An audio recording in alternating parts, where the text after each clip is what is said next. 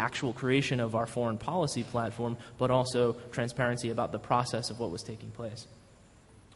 The second project I wanted to talk about was organizing. We had two strategies that went into the organizing aspect, but they both involved lowering the barriers to entry. So the two pieces of the organizing project, one was figuring out how to layer a digital strategy into the traditional offline field organizing capabilities of a campaign. So we had thousands of staff in battleground states interacting every day offline with voters. This created huge challenges of data integration and technology just for resourcing the organization internally.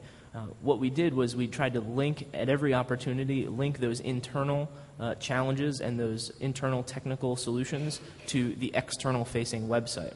So when field organizers were creating their offline events, that's that 5% that we were talking about, those went straight into the website. And so the interface that they used to track their own events internally for accountability purposes to their boss were also events that would be public online that people could RSVP to.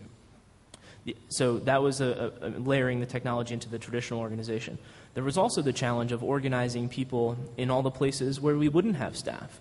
And it shouldn't, the premise of participation and bringing everyone to the table to be part of it required that we find a solution for all the people who, either because of a location where they lived or because of their circumstance in terms of having 2 jobs or having some kids and can't go into the office, that we find a way to service them as well.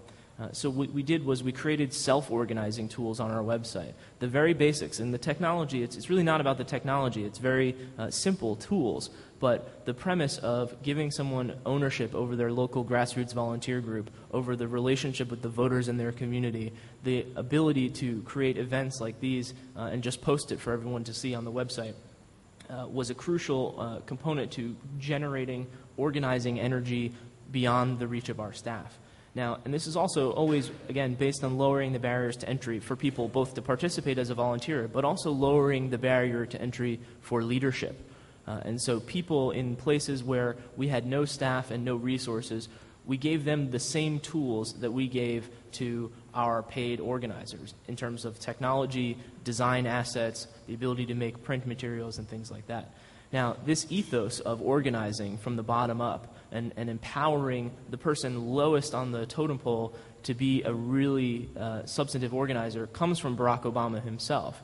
He's somebody who he came to politics from a community organizing background. And his first job after college was to drop into a community on the south side of Chicago and make people believe that when they came together, they could be leaders together in their community and make some change.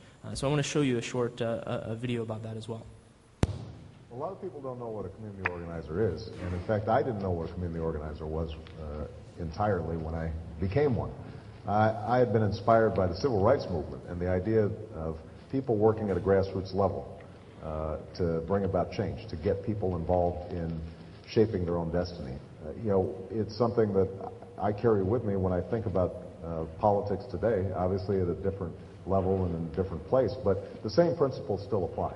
If you've got a lot of people organized to vote, if you've got people who are raising money in small increments, $25, $50, you can actually match the power of corporations and lobbies to actually influence what's going on in a place like Washington.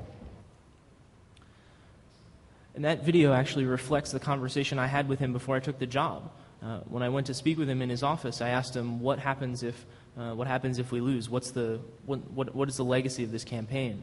And he said that, even if we weren't successful, that the way we conduct the campaign, the way we build organization and build institution from the bottom up and invest in people's leadership and in their talent and their capacity, that was something that he believed that if we did it correctly would leave the political process better off after the campaign was over, whether we win or lose. And that's something that, obviously it's preferable to win, but what you see in the aftermath of this election is a nationwide grassroots organization where people are, for the first time, trained to become leaders in their own right in their communities. And so what we have right now in America is actually a really unique moment for government, for NGOs, for anyone looking to organize people at a grassroots level. Right now there are more people who have held a position of leadership in their community to impact the political process than there have been ever at any point in the history of our country.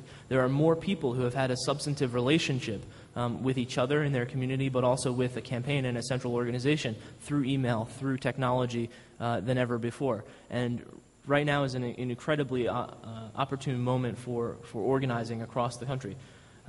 So the third project I wanted to talk to you about briefly is fundraising. Now, our country is a very special case in terms of the role of money in our politics. And it became obvious years ago, and this was part of the core of Howard Dean's presidential campaign when I worked on it, but also core to this campaign, was to raise the money in a different way, in small donations from ordinary people, such that any potential influence could be diluted by the masses giving these donations.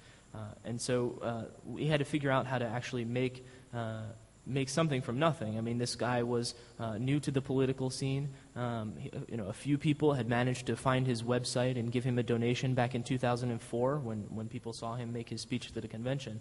But we had to go about building a culture of grassroots giving around this campaign. So the answer was that it's not about the money. We took fundraising, and this is an important point. Again, as I mentioned before, campaigns think of themselves in the content business in very siloed ways, with the press folks and the TV ad folks. In campaigns also, the organizational structure is set up typically that the fundraising is very, very separate from the communications and very, very separate from the field organizing.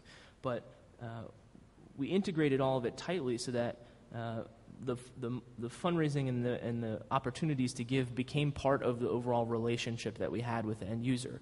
And this is an important point, I think, for government as well. The end user, the person who's coming to the website, the person who is getting the email in their inbox, they don't care about your organizational structure and how it's set up and who has to work with who and the different silos of a bureaucracy. What they care about is the sort of final product and that end relationship with the person who's being served by the organization. And so what we tried to do was to work around those silos of the campaign and integrate all of that. So one example of the fundraising campaign was to take away the notion of fundraising as something that's with elite and rich folks having a private dinner with a candidate where they get to spend a special time. We decided to open it up and say, all right, well, if you give $5, any donor, that you're the core of our organization, you're going to be able to have dinner with Barack Obama. And more than a gimmick for fundraising, this was actually about creating a sense of investment around the notion of donation. So when we asked people for their donation for this particular campaign, we asked them also to tell us a story about who they were and why they were giving to the campaign. And what this did was unleash a torrent of content from our supporters, our most motivated supporters, about why they were giving to the campaign. And this sense of ownership that people felt just positively blew us away. So we took that content that people wrote about who they were and why they were giving to the campaign, and we published it over and over again in the promotion of this, which in turn generated more donations as well. We also sent a videographer, our CNN producer who led our video team. We dropped her into the dinner, and she filmed the first half an hour of it. So we were able to take something that was applying the principle of participation, but also use it as a moment to show that sort of authenticity that we believed was an advantage. So here's a short video that you'll see of Barack having dinner. This was a promotional video that we did for the program. After the first dinner, it was so successful that we decided to keep doing it once every couple of months. So what you see is the first four dinner guests and Barack Obama having dinner.